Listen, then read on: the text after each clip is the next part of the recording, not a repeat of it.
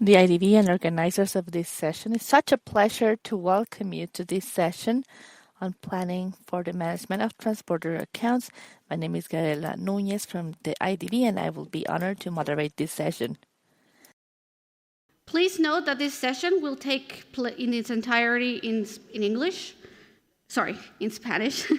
To those attending here in person who might need translation to English, we ask you to please use the QR code on the screen to download the Interprefy app and to select the language of your choice.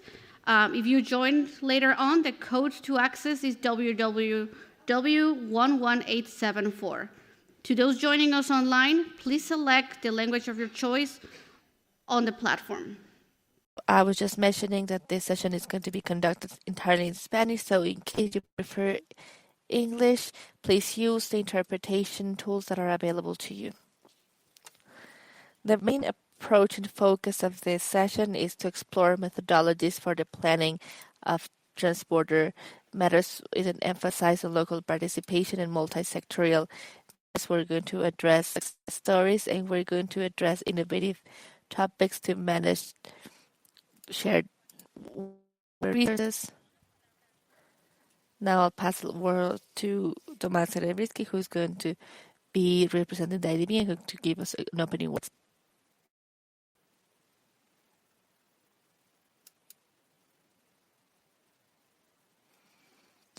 Thank you so much. Welcome, everyone.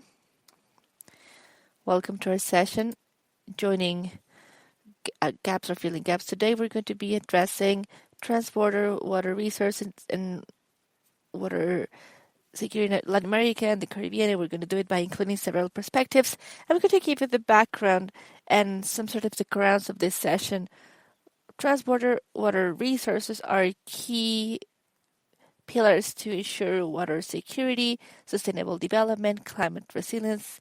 In Latin America, about 70% of water run in a region comes from transborder basins, where we have 40% of the total population in the region, and we also have 60% of our territory in the region. There is a very high number of water basins and transborder basins in general.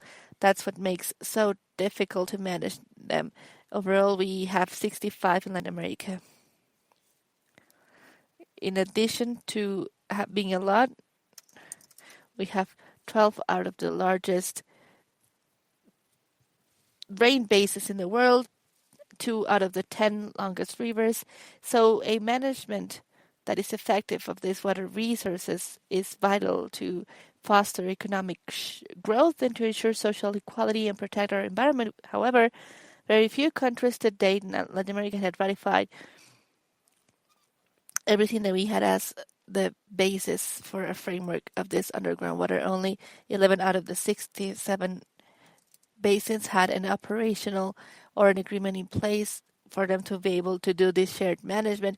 In a context of climate change, the need of sound cooperation through borders has never been more critical. 40% of our region could have water stress by 2050, which could have very serious consequences, increased migration, or maybe having exposure to droughts or floodings, by having an impact on industrial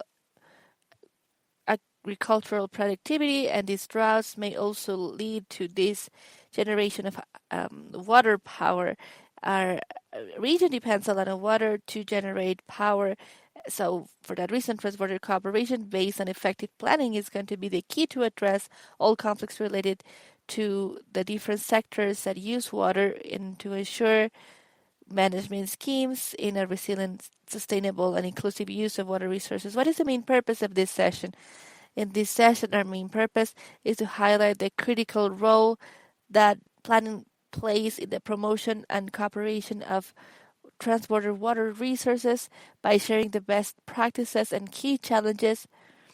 What we're trying to do is to also provide the responsible parties with policy making and the tools and the knowledge that are necessary to develop and implement strategies that are effective for water management. We will also address how water planning across borders in a comprehensive way may contribute to the regional stability and economic prosperity.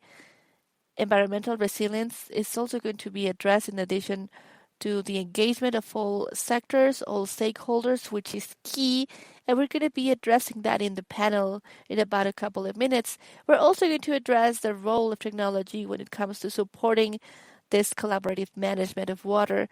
Throughout this session, we will highlight the significance of tools, technical methods for us to be able to quantify the impact of water scarcity on the economic growth, on human health, ecosystems, and transborder context, in addition to highlighting the potential benefits of this transborder cooperation, such as an improvement of food security, energy production, biodiversity preservation, and to highlight the significance of exchanging data when it comes to capacity building and establishing conflict resolution mechanism.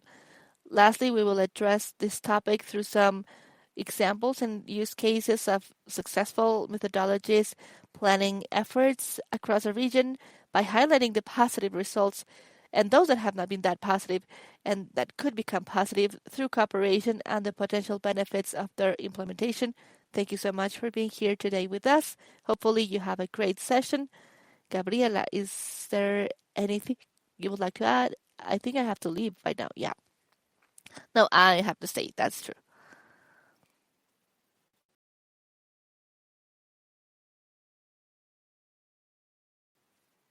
Thank you so much, Thomas, for this valuable introduction. I would just like to give a reminder to anybody just joining us that this session is taking place in Spanish completely. So please use the interpretation tools available to you if you need it.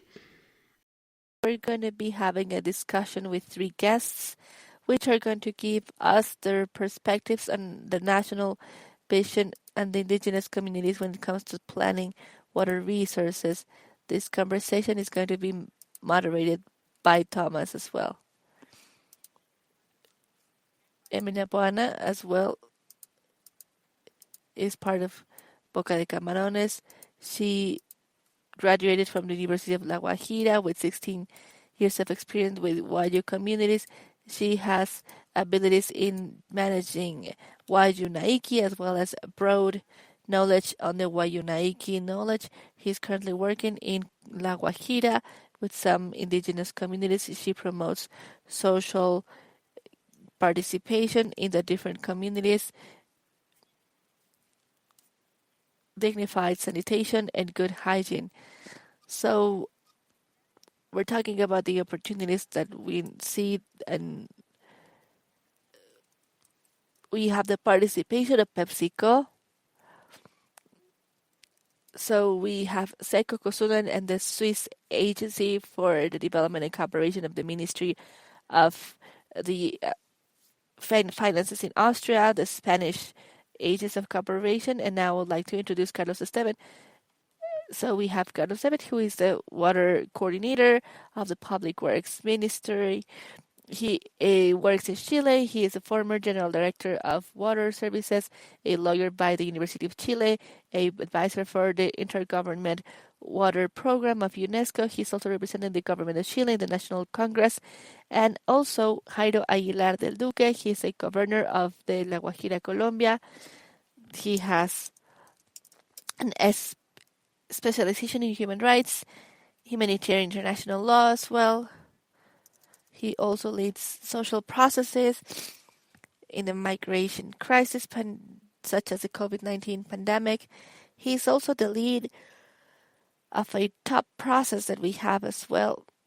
We have as well Centro de Vida program. He intends as well to start just revamping drinking water systems with productive projects that are autonomous, and we're positive it's going to be a good conversation.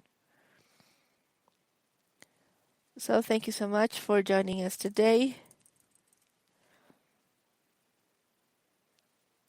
So I'm going to give you 3 minutes just for you to be able to address all of these questions.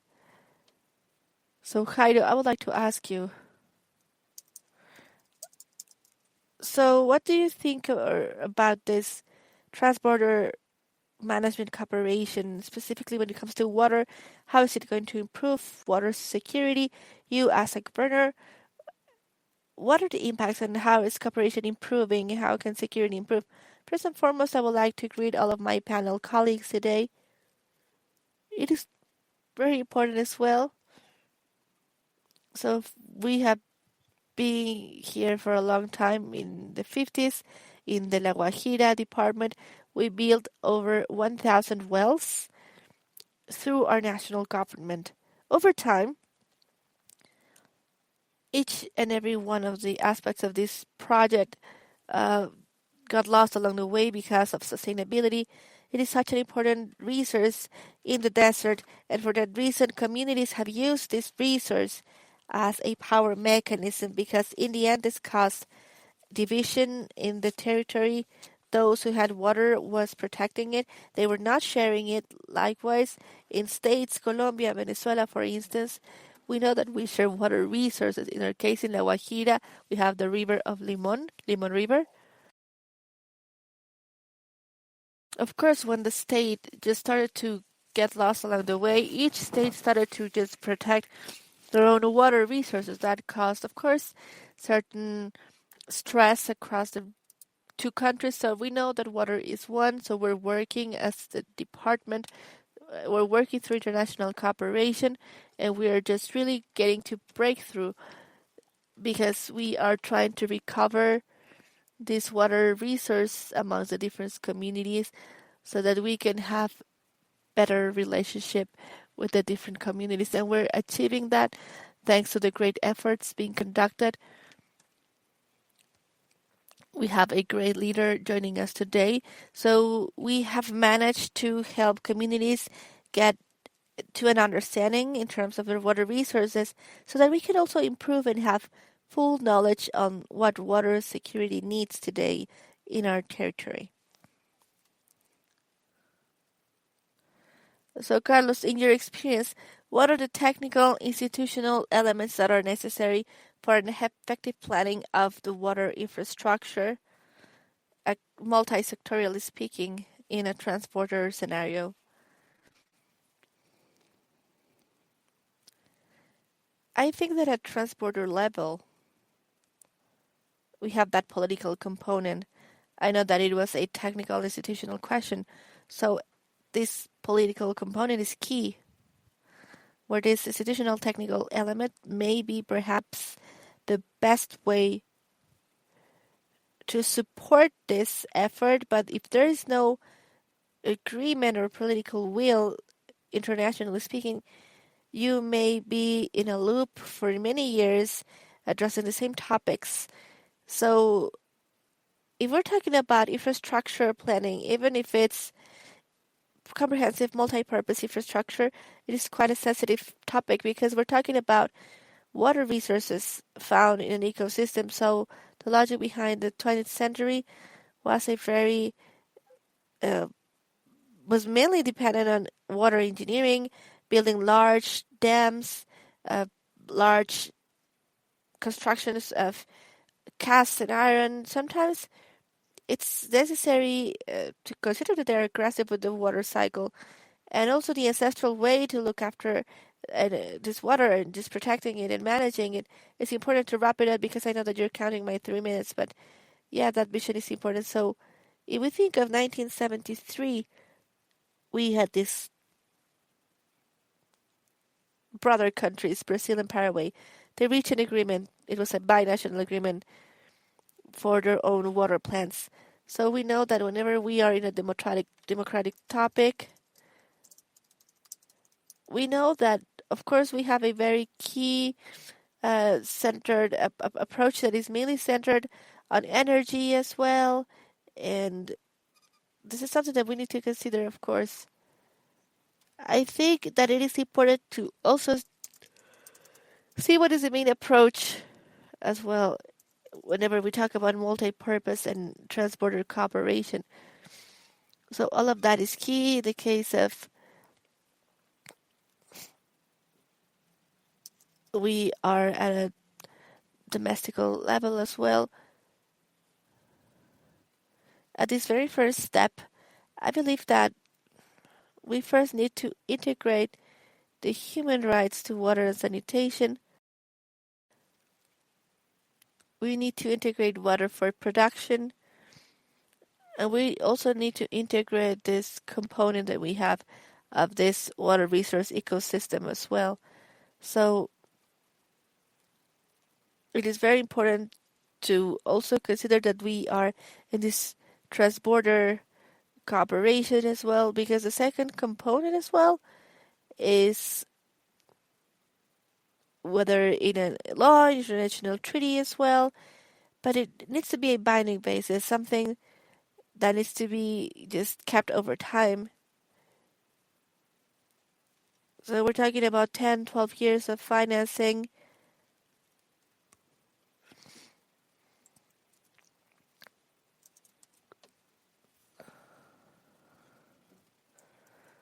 That's the very first thing, and maybe perhaps we're going to be able to just deepen into the topic, but I'm thinking about the agreement that has been reached by several countries in South America. Chile is not part of it because we're not really sharing with this Guaranian aquifer. We need to have this common look to all of this. However, we have seen that there's this institutional aspect that has been created. And Melina, I wanted to ask you, how has climate change impacted on water availability in your community? You as the leader of the community, what are the changes that you have changed or you have managed to do when it comes to water management?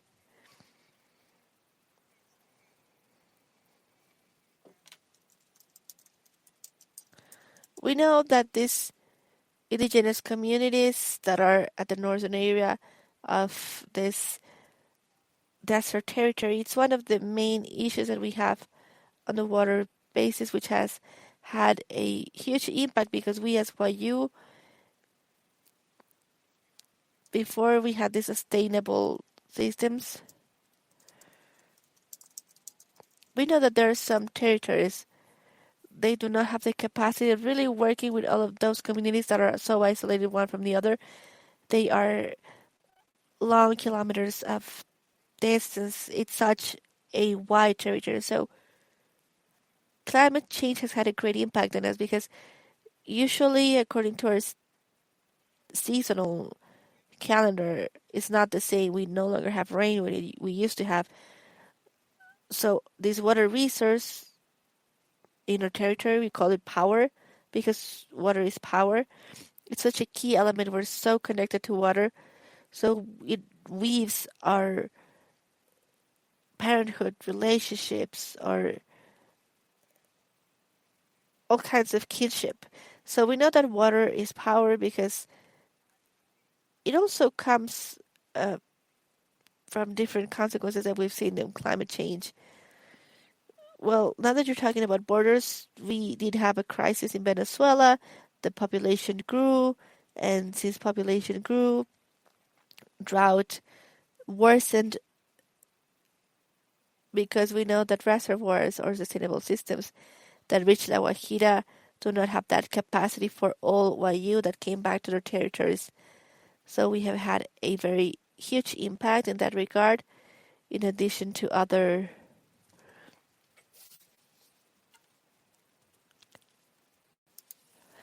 phenomena that we have seen as well. So we have very strong winds that come during this summer season, such as March, July. We have high wind power as well. This also comes with diseases. Why? Because they make children sick. And also this leads to famine. So we know that we have been talking a lot about malnourishment because for us to be able to have a good life quality, then the starting point is water. If we do not have water, we're not doing good, right? Okay, thank you.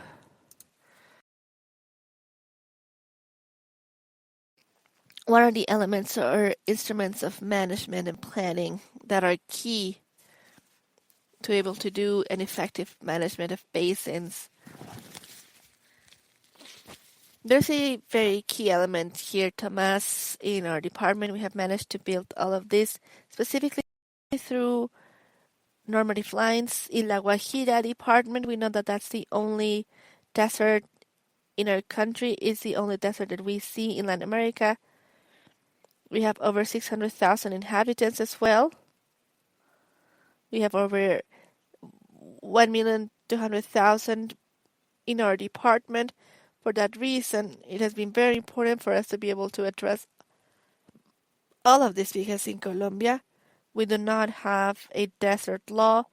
Our conditions are absolutely different from those that we could have in other departments in our country. For that reason, we have seen some elements that we're trying to also work with these elements. We have T304. What we're trying to do is to just really highlight the rights of our indigenous communities. Whenever we talk about these elements, we need to have, of course, everything that we are just considering. So in these differences, we may find effective solutions as well through this normative as well. So as Carlos mentioned, if we could think about how this construction has worked with our neighbor countries, in countries like Venezuela, those who were responsible for basins, just for being one nation, we have the Wayu nation, we have this political matters as well that were impacting on the Wayu nation. That's something that we cannot allow. What we're trying to do is to have these political relationships not being just higher than the relationship that we see across the different communities, in this case, protection to the Great Wayu Nation. This is what we're trying to do through this normative uh, impacts as well. So, Thomas, on the other hand, it is very important that whenever we're building true consultations in the community, then we see that whenever we are seeking a benefit, then we start making mistakes, as in the case of the large construction of these drinking water supply systems, because over time they created a some sort of they broke the union. There was this unity, lack of unity, and we know that with water we had, of course, all of this. So we had the same processes, and we know that water, all of that is to join us and unite us, and not to divide us. Okay, so let's go back to the technical topics. What are the technical discussion topics that could be more articulating in this regard, in this case? So, okay, let's talk about technical aspects. I think that technical elements and institutional arrangements as well are key to help us somehow address and mitigate that sort of lack of trust. As Emilia just mentioned, talking about water also entails talking about power.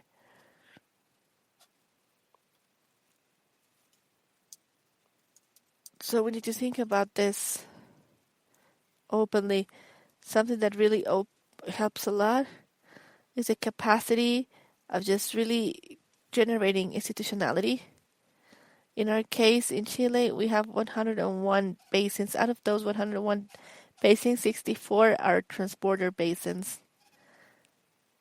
So we have 45 with Argentina, we have 5 with Peru, and 15 with Bolivia. As a matter of fact, they're very different as well. So these are basins. Even whenever we think about this type of shallow runoff, we know that the water runs each 8 to 10 years. And what happens with deep water, underground water, unlike Argentina, where we have fields of ice, we have glaciers in the south. So with Argentina as well, we have a treaty. Usually it is not enough, because sometimes this, as we understand it, as we see this is going to challenge our status quo as well.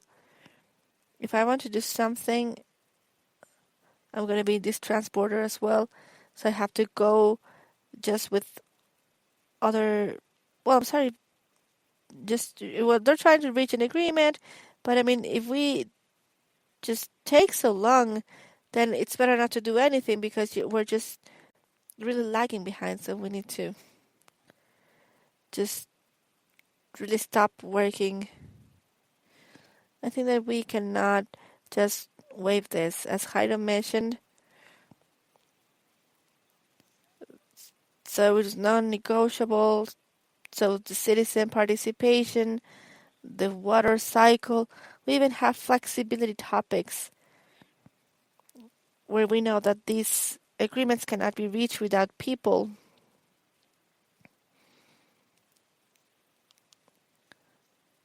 So the key technical element here, so this is where we know that we know the less about some topics because we know that it is easier. So with the IDB, for instance, I would love to develop a platform in the Andean region with Peru, Bolivia, because we do have a lot of transborder aquifers and they're the basis. Since we do not have knowledge, what I'm fearing is that, well, sometimes people say, like, you know what, I don't want to share anything. Let's generate a transparent platform as well. And once information is transparent, I believe, and I would like to wrap this up, the technical element as well, this institutional element could really somehow enable this discussion. So in that regard, I think that definitely we can just put this type of proposal on the table. Emelina, what do you think should be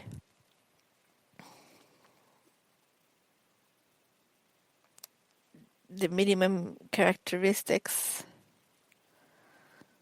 of decision makers?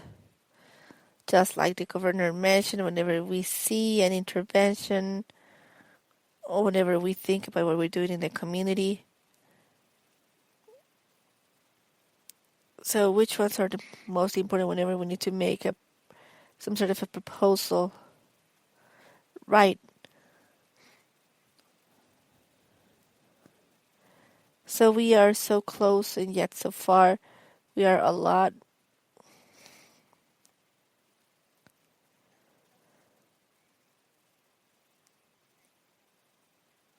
Well, you know, you're from La Guajira, our governor is from La Guajira. So as a Wayu women, we are more related to, we are more related to water than Wayu men because in our language, our native language, water is feminine. So it represents us. So we have this connection as well. Ever since we're born, so since we have suffered ever since we were little, we have had those types of tanks or deposits to keep water and to take it to our houses. It is also part of how we raise our children. I believe that this is a topic that is quite significant as well to keep on sustaining our main purpose. So I would like to ask you to really protect our processes that we take to communities, with the organizations that are not familiar with our community, with our culture. Sometimes they come and just try to make impositions. They're like, we have to do it this way. Sometimes to you, well, whatever you think that is marvelous or life quality, that is not life quality to us. We have a different perspective to yours. And what we need to adapt to the community, since we are the owners of that territory, we are those who work with it. And like he already mentioned, it is a territory that is a desert area. We have the Wayu as well. They're strong. Everyone is strong, but the Wayu were really strong because we are in the driest area. That's such the case that we start just building everything through a dream of our grandmothers or traditional doctors where they talk about these water points. There are no engineers that talk about how we're going to have this study. We have all types of springs and we see everything so powerful. So that's why we feel that this connection is really important with us. Usually we have traditional doctors who are women, most of us. So I would like to ask you to please be protective as well. So we have to do this with a given project. So everything is related to water, productive processes, everything that is related to this uh, fishery and everything. So all of those projects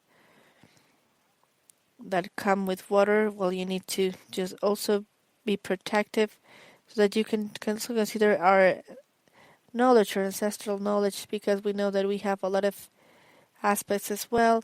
We need to reach communities and to have better life quality. When you talk about water, there's no lie that with water no one is going to live. So in that case, I would like to ask our governor, as a local authority, to just really help us with that, to really feel that we as YU are really striving and so that they can be with us at all times. We do not have a lot of time, but yeah, we have 1 minute so that we can have this reflection in the end. All right, so I know that this is very interesting. I was telling Melina that I have a very large responsibility. I feel really proud, not just of being YU. I think that the most important part of this process is we know where we're going, where are we heading as well.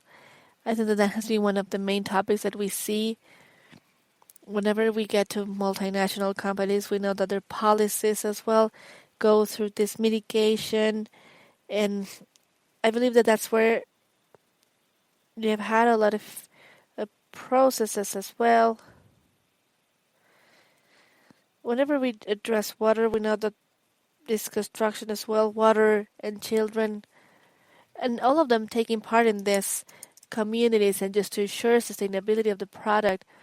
And this is going to change essentially, specifically when we think about territories, that is going to be a good path. We know that we're still working to consolidate through a permanent unit as well. We need to have people just really be responsible and mainly just helping us as well when it comes to our women as well. We have this region in Colombia, which is La Guajira. It's really beautiful. It has ancestral heritage, and it also means that we have had this richness as well. We have the best sun, the best wind. We have a desert as well that supplements all of our values as well. We really need to make sure that this territory has been a forgotten territory. We have huge responsibility, not only when it comes to territories, but across the whole state. So we have a very clear commitment with social responsibility. Thank you, Carlos.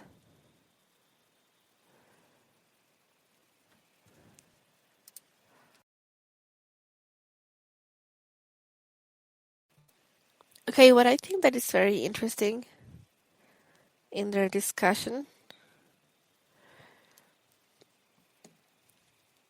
So whenever we were just really taking a look at this transborder approach, we need to think about the fact that we're talking about a different countries where, of course, we're addressing all of this with another country. So this is the fifth, sixth country, but we need to be very, very aware of averages are not really giving us a lot of reality. So we have Nicanor Parra.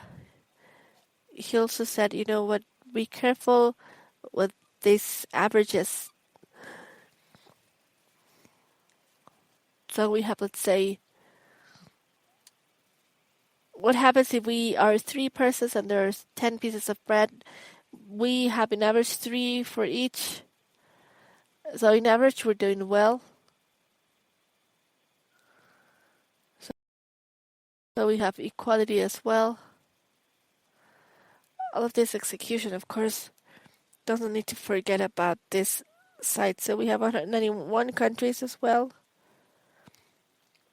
In my view, in the 2030 agenda, they have this minimum floor when it comes to water management as well.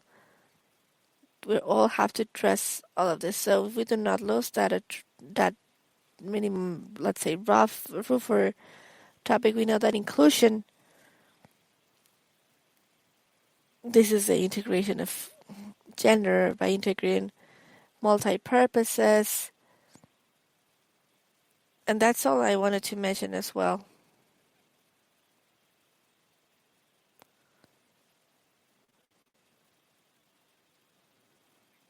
Right?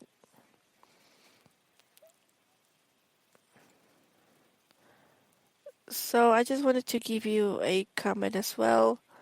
I come from very far. I want to really make the most of this opportunity and tell you how we've been working with water. We have Water A as a women from the YU community as a professional. We are just contributing as well. Since we are part of the territory, well, we are here to create strategies, to plan, to always do things in a better way. We have a methodological route. We have been working with children. So like the governor mentioned, we know that children are the future. We need to start as of now to start just really being aware of the fact that we do not have a lot of water.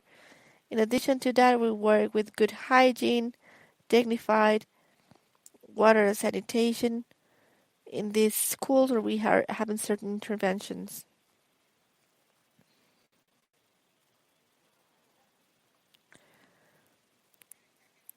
So I was telling you that dreams are very important to us. So this is our professor Lupita. My name is Lupita Giraldo. Lupita Giraldo is a teacher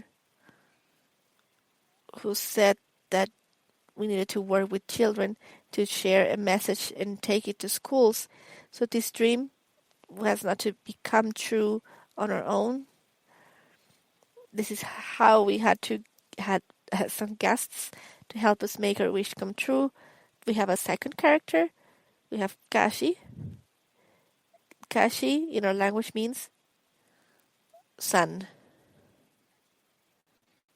Kashi is a Wayu girl.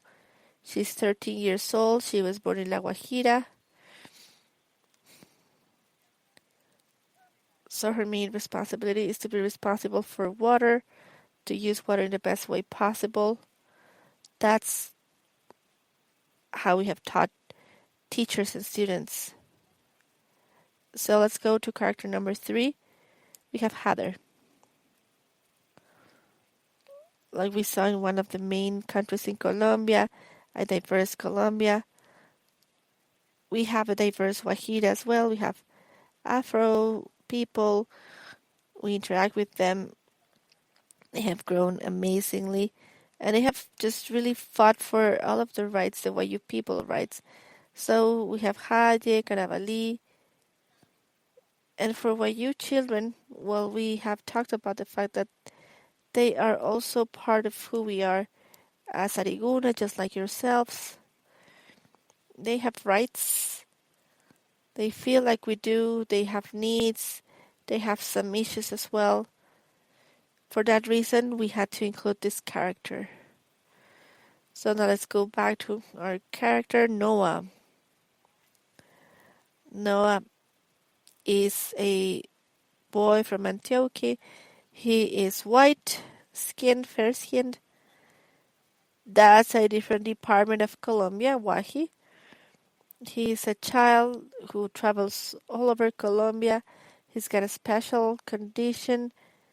He is usually in a wheelchair. He's a magnificent character. because he can just really take a look at our reality, our issues that have to do with sanitation through their eyes, and just looking up, he can stand on his hands, do a handstand, and we can also show children how to just do all of this in terms of water sanitation. This is one of the main issues that we see in La Guajira. We as Wayu, we are not really familiar with a restroom. We go outdoors because if we do not have water, we cannot have a restroom. So this character has become something so key, so fundamental. This character is known. Once we have built these restrooms, in our case, we know that we cannot just act and talk about what is not known. We have Noah Flores. He's a 15-year-old. He travels all over Colombia, a social worker. And also, usually, she guides all of these children. Now, these are the main characters. We still need to just address these other characters that are joining us. There are two more characters, and then I can just tell you more. We have Rudebirth. Us in La Guajira, we have a lot of birds. We have one of the main sanctuaries, bird sanctuaries. We have Tulalta Guajira, or the hills of Guajira. We call him the Ru bird. It is part of this team. So whenever we cannot go or just being in a parent house, what we do is that, well, we get visits from the bird all over the territory so that we can spread the word about the fact that we need to have good hygiene, keep water, and to give a good use to restrooms whenever we have restrooms. So this is such a great character because it is always flying, it is always multiplying its messages. Lastly,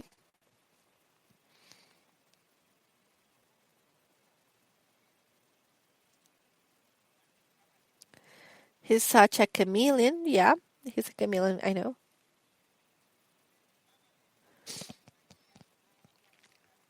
He's a chameleon. We're talking about including all of this because we know that gender is such a revolution as well.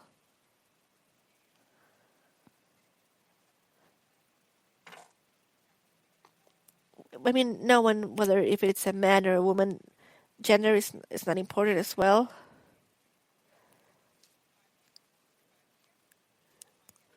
Jose Maria or Maria Jose, depending on the day, depending on how he or she feels. So it's a character that helps us throughout our routes. We think, we analyze, so we never analyze a context children. Because despite of the fact that we're just one Guajira, we know that communities have their own characteristics. We have high, middle, and low Guajira area. We have some issues as well that are as well difficult and different. So this is how we have such an important character as well. So this is something that I wanted to share with you. And I also wanted to share that I feel really grateful, but I really want to just thank you. I have such a great opportunity as a woman who has lived ever since she was a child.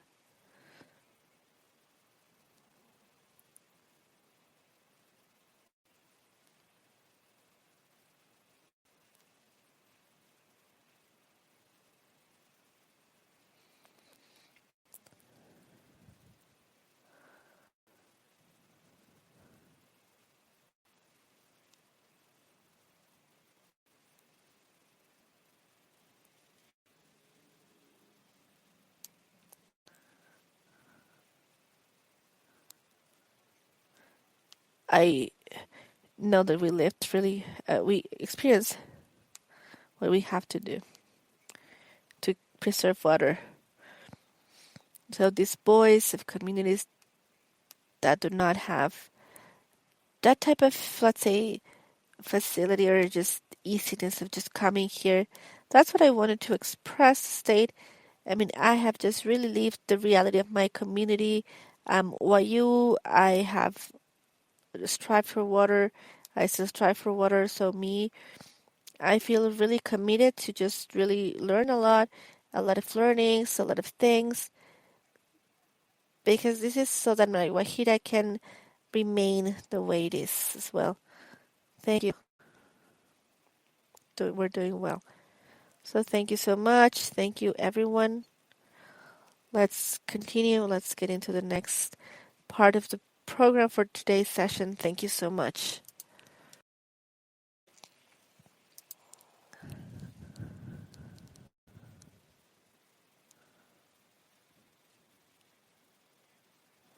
Thank you so much to our moderator, to all of our speakers for your great words, experiences as well. Now it's the turn to go into the second segment.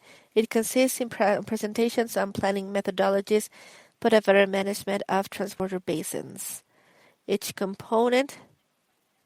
speaker is going to share their approach. One of our presentation includes Mentimeter, so we're going to have a very brief test. We're going to ask you to please scan the QR code so that we can have access to the Mentimeter platform. What is a typical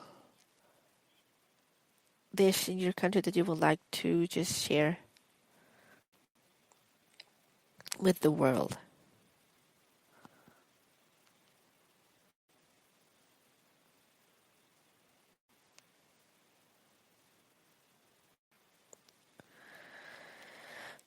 So we're going to see some words here on screen.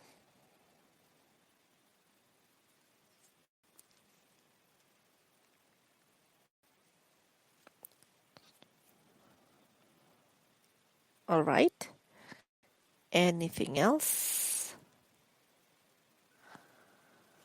All right, perfect. So in the meantime, while we wait for lunch, let's get into the first presentation. This first presentation is about local stakeholders in this transborder matters. We have Gina Pantoja. He's part of the UNDP. Gina's going to be online. She's an expert. We're talking about interculture. She's a biologist from Nariño University with a Master's of Sustainable Development of the Manizales University. She has worked with public and private entities in socio-environmental projects and strategic planning. Currently, with the UNDP, she serves as a technical staff. She has an approach on the water resources of national basins of Minamataje, Carchi, Guayatara, Colombia, Ecuador. Thank you so much, Gina, for joining us. All right, thank you so much.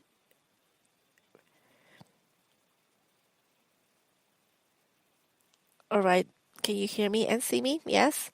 So I'm going to address the case of our participation in transborder basins in Colombia and Ecuador. The basins, aquifers, but more importantly, we're going to focus on South America, where all countries, without exceptions, share at least a water body with the other country. In this region, we have 11 hydrographic bodies. Many of them I shared with 2 or more countries. 3 of our main water resources, we have Rio de Plata, Orinoco, Amazon basins that are shared by 8 countries. And more importantly, we're going to focus on Colombia and Ecuador, where these 2 countries share 3 basins. The very first one is Carchi, Gualtera. We have basins that are just with an outfall to the Pacific Ocean. It has a lot of biodiversity as well. in South America. 2 of them are in this region that are part of the tropical Andean region.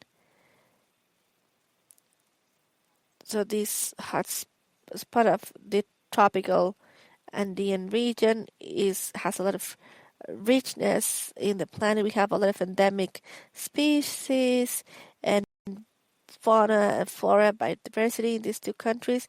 We also share an aquifer. We have the Tulcan aquifer as well. This area has high diversity, and we have very important biodiversity in these basins. We have 1.3 million people living there, and we have 5 indigenous peoples and Afro-descendant communities. So we know that this is a very rich region when it comes to culture. We do have faces a loss of vegetable coverage in our biodiversity, a decrease in our water offer, and we also consider these issues that have been present in this region in particular. Both countries have taken their joint efforts to continue moving forward in this comprehensive management of both nations. So in 2017, the ministries of environment in both countries as well.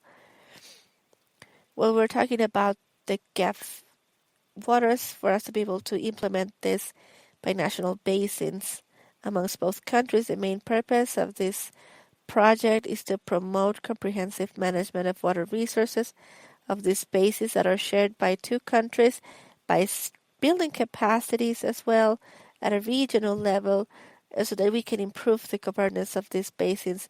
We're going to focus on the results such as our analysis, our transborder diagnosis, our technical scientific document that systematizes, synthesizes, interprets social environmental aspects that are related to water resource management, and it also identifies those common challenges and those opportunities to collaborate amongst 2 countries. This with the main purpose of just reaching strategic planning, specifically what we call this participative planning, collaborative analysis aspects, just by considering that this is a tool that has proven to be very important for international water projects, considering that this strategic planning involves several stakeholders with different aspects. Let's say we have multi-level, we have the standards that are social as well. We know that we have different plans to get involvement of the different stakeholders, indigenous peoples, the gender action plan, and it was necessary to just really implement this project when it started for us to be able to have this participation, socialization, and feedback, what has to do with this specific action plan. Also, we had this policies to protect GAF, UNDP, just in according to the different international agreements and according to Convention 169 of the IoT on the rights of indigenous peoples and participation in terms of both countries. So this plan allowed us all of these different methodological aspects to review and to see how this process is done of linking all of the different actors that are in these basins. Principally considering the gender-focused interculturality, as we already mentioned, and the ethnic communities that we have in the basins for the project. All of these spaces of what they include people in their diversity of generations and to try to link all of the different adult communities, the youngsters, in the topic about human rights to guarantee the participation that is an effective participation, significant participation of these groups that traditionally have been historically excluded. in these indigenous communities and have lived in situations that are hard enough. So, considering all of the different focuses in the territory, it is what this plan has to think in the highest levels of decision makers, of management of the water, but to build in the basis of the territory. In this sense, this planification that has been built in this pyramid of the basis of the local communities that have a relationship with the hydric resources is where they create these 4 steps of how to make this strategic planning program. It has 4 phases that correspond to thinking, participation, strategic planification, to at the end of the day get to the approval of the PAI by both of the countries. The first route of what it corresponds of the strategic thinking. First, in this first moment, we identify institutions that have to do with the management of water in both countries to be able to establish through the analysis the strategic lines, the indicators, and the planification that can identify the projects, the main projects that can be implemented in each of the basins, and to start creating a model of a real model. This is where we started thinking about all of this. We're in this stage. The second stage is the strategic planning with local actors that has 2 moments. The process of participation with ethnic communities, we call it the ethnic community tables, where all of the indigenous communities had spaces for them to start all of the different needs that they had of diagnosis and planification, and to identify the actions that they already made in the territory. And at the moment, we have had 28 tables of participation in both countries with 5 peoples and nationalities of both countries. And the other element is the other key actors that have been identified in the basins that have to be with the KDMs, the local entities, and all of the different actors. And the results that we had from these 2 workshops had to do with the technical information of the participation analysis that is territorialized and differentiated. This will allow us to gather all of the information and to create these actions and see the needs and expectations that are differentiated from the communities that are in the territory. So to be able to address all of these different workshops and the different methodological considerations in all of this part of the project, to see all of the different focuses that we wanted to have, to be able to identify the flexible schedules that are not affecting the daily activities of men and women, that are accessible, places that are accessible, where we can have the participation of people with the announcement and the summons, and for all of the people that can go to the workshop, to the spaces. The same spaces were differentiated. We created 3 tables, working tables for men, women, and youngsters, to be able to understand the needs of everyone according to the management of the resources. And that all of this had the identification for the information that the community maybe could not understand, and we considered this appropriately, and we saw and we hired in some communities translators to be able to facilitate the workshops, and the participation was always uh, related, and we had all of these methodological points of view to guarantee the participation, inclusive participation of all of the communities that we had in the territory. The third point that makes a reference for strategic planning, this is something that we see the bilateral meetings that are with national and regional actors. with the end of this including the priorities of the lines of the strategic planning in the national and local priorities, that these are included and the entities are committed to include them in the programs of planification and that are included in the instruments and in the plans of action. All of these moments that we worked for the planning of binational accounts, treatment of information, we designed um, information to have the qualitative and quantitative information to analyze this information and to make this comparison of what we found from the technical colleagues, the analysis and the strategic planning with which we were able to see in the territory tables with one of each of the actors. Once that we had this information, we made the comparison. We analyzed the speech addressing all of the different needs that we had in the different ages, communities, and this is how the timeline is considered on how we work with this strategic planning. And we started a year ago in February of 2023.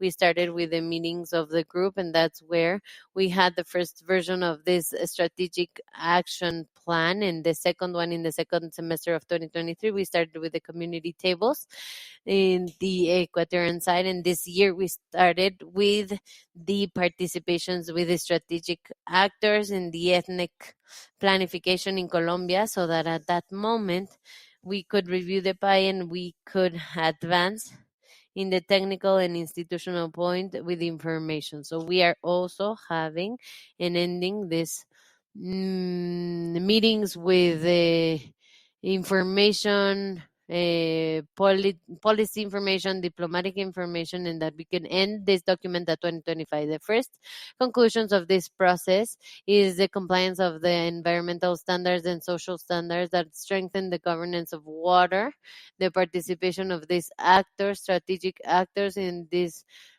process of environmental planning, that is participation of building participation of strategic planning, the focus of participation of the community bases with local actors, centralized, and it is an exercise of analysis, collaboration analysis, that is looking for this territory, social, gender analysis, so that it is a process that it is inclusive, and it includes the participative processes of the different perspectives, the different levels of participation, and that at the end of the day they comply with the standards and make sure the planning, participation planning, and that it gives a greater confidence in this process of strategic planning. Thank you so much.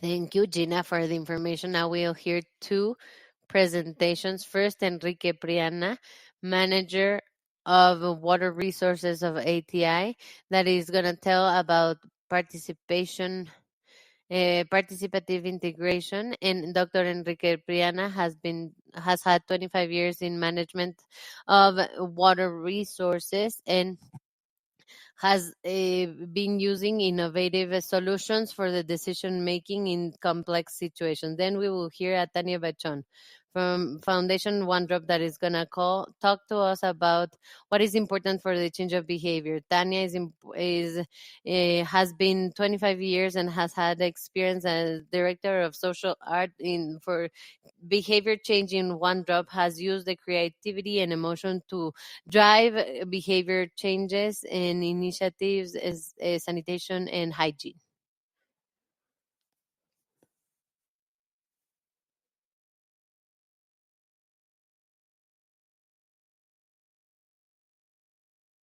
Thank you for the presentation, Gabriela. In these two presentations, what we're going to do is to share with you some ideas and to ensure the dialogue and the conflict of what we have been seeing in this conference to what it is moving the water through the frontiers. So what I'm going to talk to you about is participation multisectoral participation as a tool to improve the dialogue. So when I will use the barriers example, right? Let's not think about real country borders. I'm going to speak about real borders. Let's speak about when the countries have to move water. Well, they have to move in Latin America with those cities that we have in the map. What do you think that is the average of water that is imported for those cities? Well, you can scan the QR code in Menti Mini, and you can put um the the average, the number that you think, right? So in the average, what do you think that it can be? The average. So here, if we can put it, great. So we believe, great. It is better than what I expected. The answer is 75%. So we see most of the cities have to import a great amount of water to supply the import water. So 75%. And what are we going to do is that we're going to think about that belonging of what the panel spoke at the beginning of water. It was a conflict because when we started moving water to other places because that had a belonging, well, we will create a conflict. We will affect. So I will use a case study of a model that we built for Lima. The city, Lima, is one of the biggest and driest. And as we can see there in the orange arrows, they can import, they have to import water from the 5 different basins. So this creates water stress in other basins or can create the conflict socially. The focus that we use to build those models for this is a participational modeling. And now what I'm going to ask you is to think about this concept, to applicate it to cross-border basins, and to think about the conflict that we have within water. What are the tools that we have used? We have used tools that allow us to answer questions like that. One, it allows us to answer question of how much water do we have available, and answer questions of how do we allocate the management and manage water, right? That we consider in this system that is called water alloc, and that has this idea for participation. For the participation, one is to use the data to organize the information. We can look at it different ways, and that it will allow us to minimize the mistakes. We will have an interface that it's simple and flexible, so that it gives us the capability to analyze and discuss about it. We have to use platforms that do not require a high cost, or that they're not obstacle for the usage of those tools. So all of those models that I'm talking about have different components. The next question for you is, if in your opinion, what are the key modeling elements to develop that can contribute to develop that trust that they spoke at the beginning? Is it technology that can develop trust? What are the elements that you could think that can be more important? So if you want to get back to Menti, and to think what the audience thinks,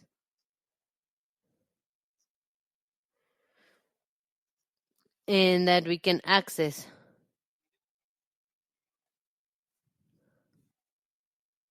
So let's see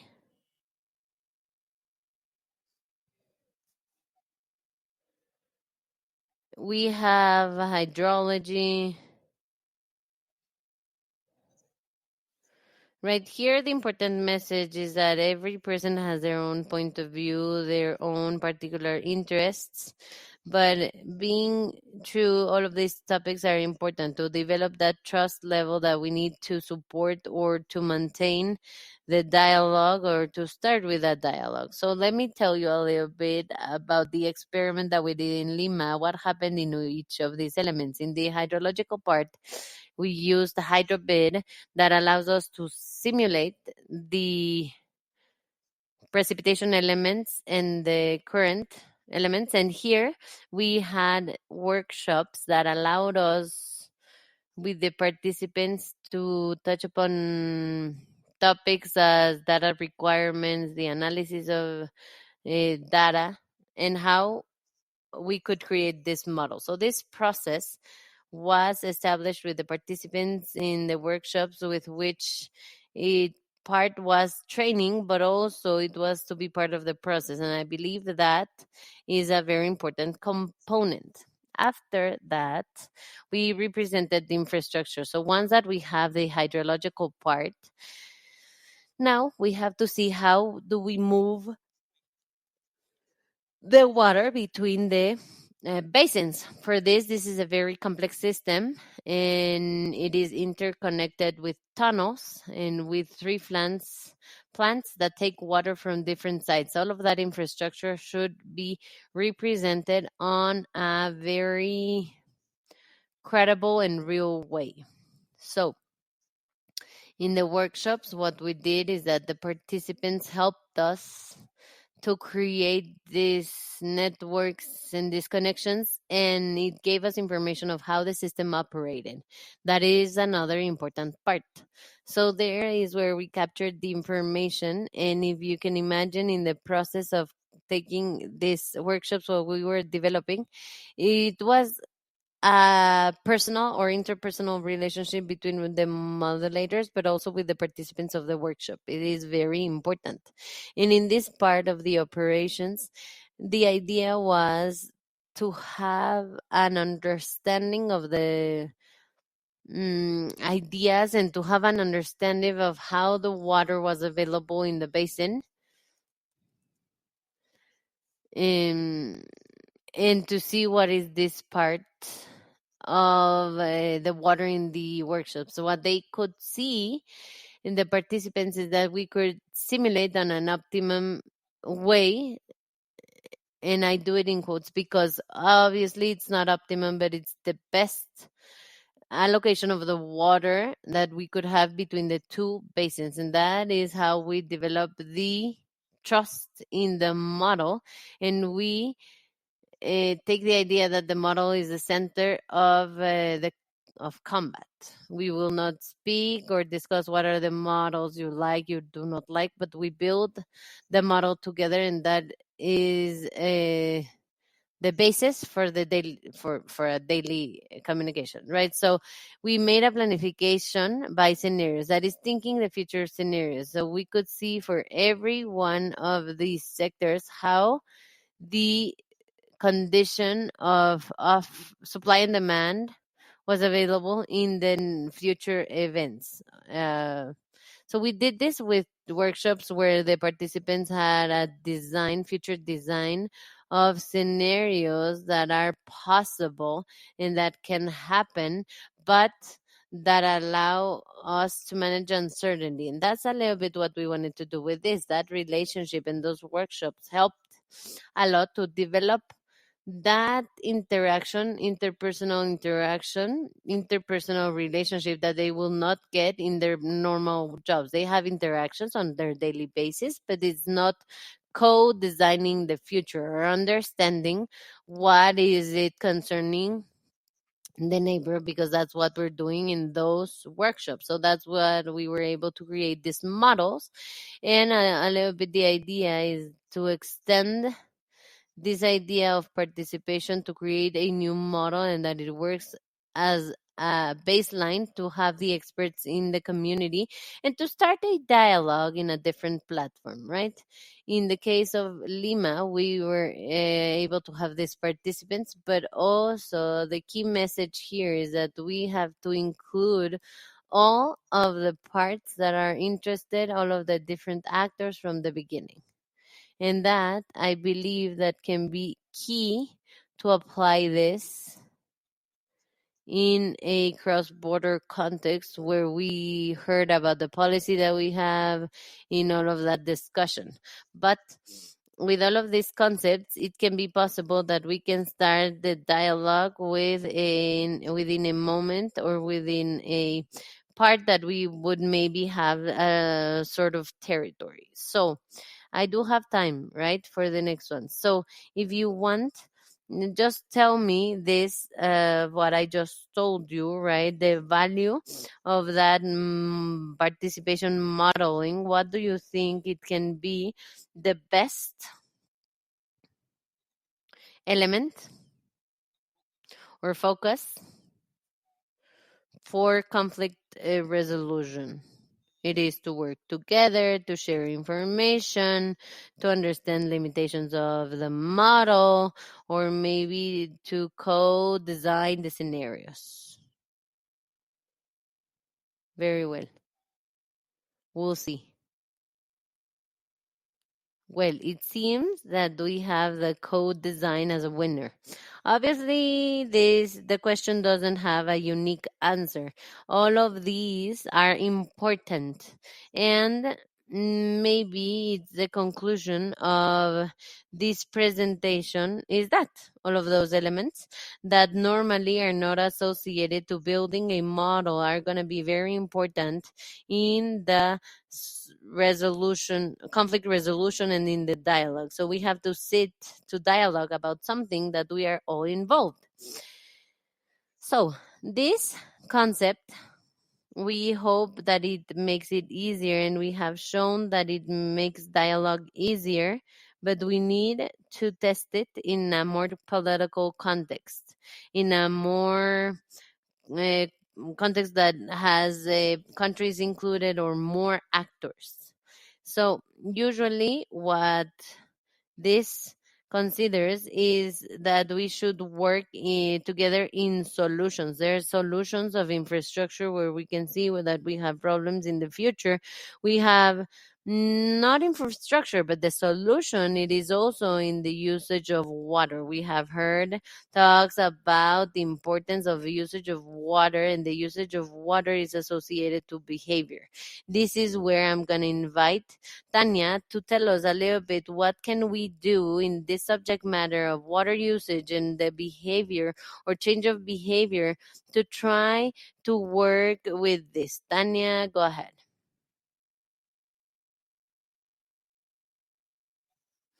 Thank you, Enrique. So, Enrique just told us about water scarcity in Peru. I want to emphasize in 2 points that he just said. One is solutions to water scarcity, that it can be exclusively technological or financial. You should have strategies of behavior change to have a systemic impact.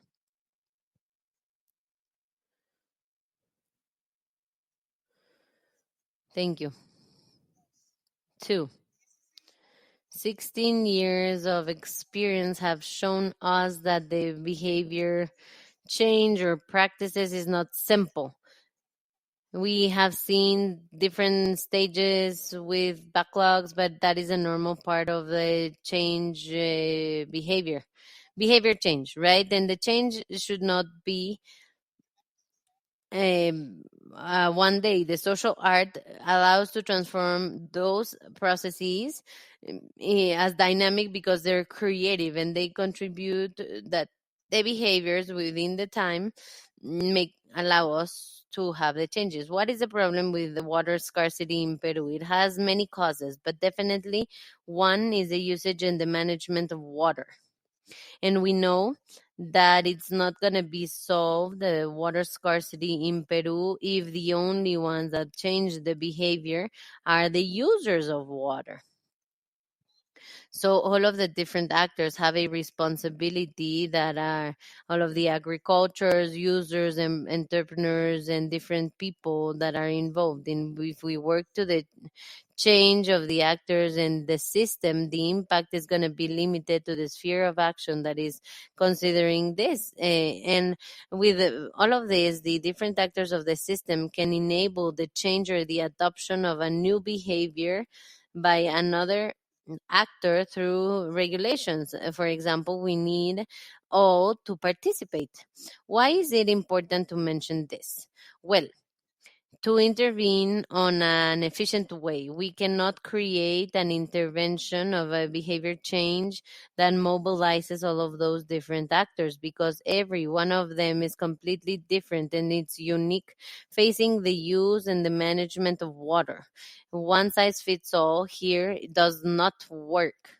In the foundation of how do we do these processes of changes of behavior, well, in the foundation, we have seen made a process that is created by 7 stages, and we continue with that process any that it is in the behavior we adapted to the context. In the case of Luis, our agriculture friend that is there, the process of co-creation could be done on the following way. This is just a summary, a quick summary of what it can be the intervention with Luis and the agricultural friends. It is something that we need.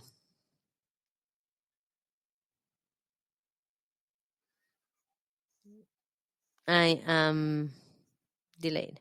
So ideate, space of reflection with all of the different actors. Then we gather all of the actors, including Luis and the agricultures or farmers. We have to understand what is the problem that we have there. That is water scarcity. We have to have a strategy, a common strategy, and a common goal. We end this stage with another concept. And there's nothing real new. In the investigation, what we speak as informative research, we learn what are the barriers that Luis is facing, the lack of financial incentives that can make him a change in the way they produce, to pass to another sustainable way of producing, and maybe he doesn't know really how to implement another crop ideas. He has a perception that it is expensive or it takes time to get the interesting results. But we also learn about the different motivators, where the benefits that are perceived if I have something and I can produce on the long term without a fight. If I can do this, well, I can have financial stability, the positive consequences of what we can produce through so much many more years to offer. If he can offer to his daughter a future with financial resources.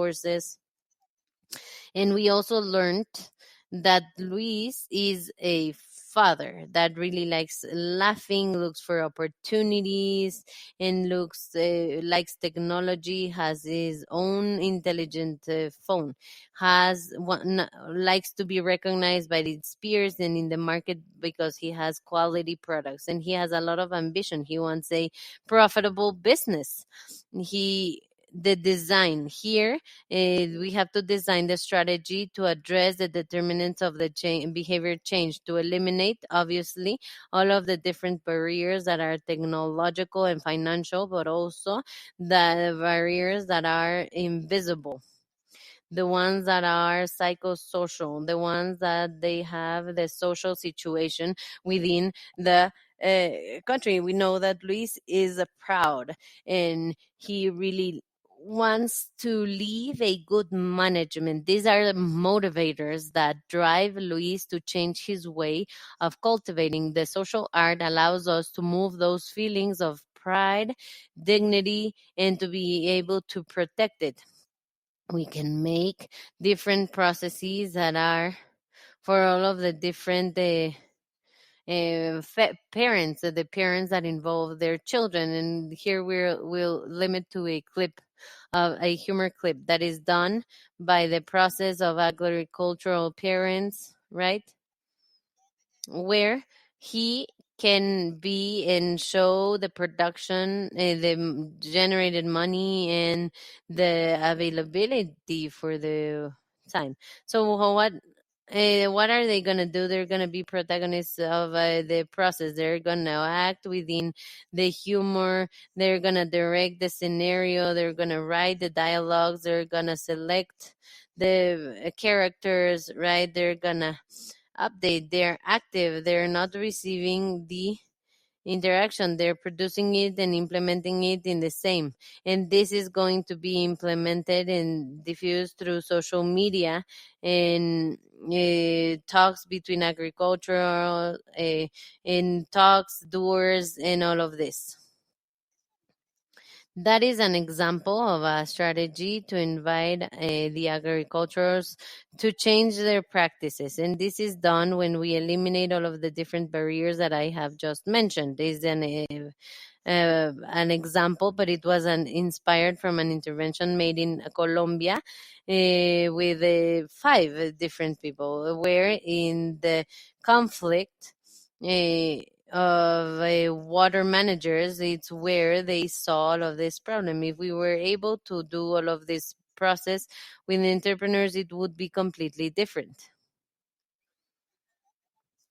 The problem of social artists challenges the behavior, stimulates the resolution of problems, and has the capability, the unique capability to change the perception of the people, where the conflict does not really work, and this can be necessary and it can help. The language barriers are a world, the ones that contribute the most to the bad understanding, and that contribute to a bad understanding between communities that are different.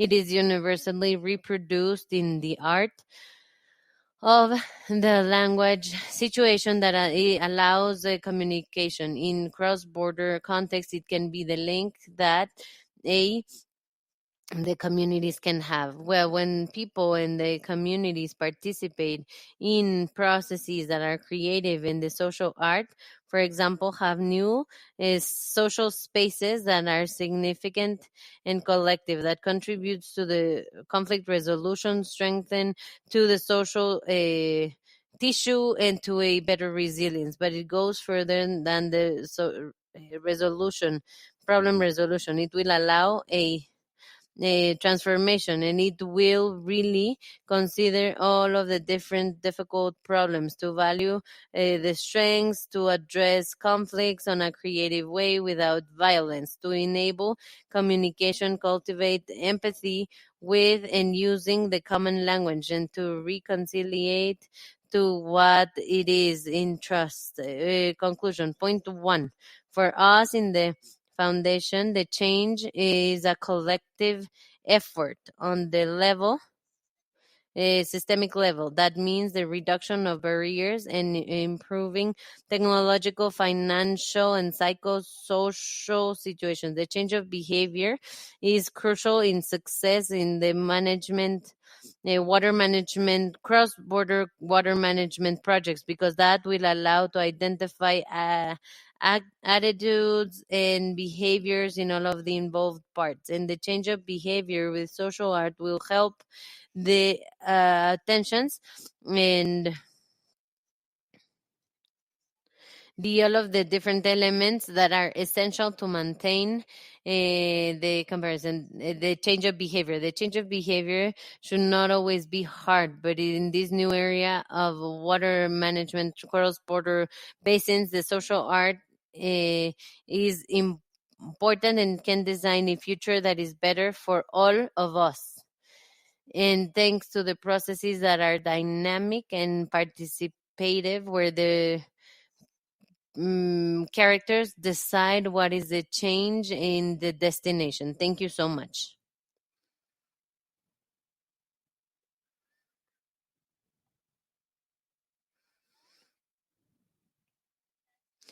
Thank you, Tania and Enrique. Just to close, we would like to thank all of the participants for your time and for your contributions. The collaboration and the methodologies that are innovative are essential to improve management of basins, cross-border basins. We would like to ask you to take a minute to answer a survey using the QR code of the screen. We want to invite you a networking event that we will have in the stand of the IDB, and please follow the next sessions of the Las Americas through our virtual system and through the program. This is available through the IDB system, and thank you so much. We will see you next time.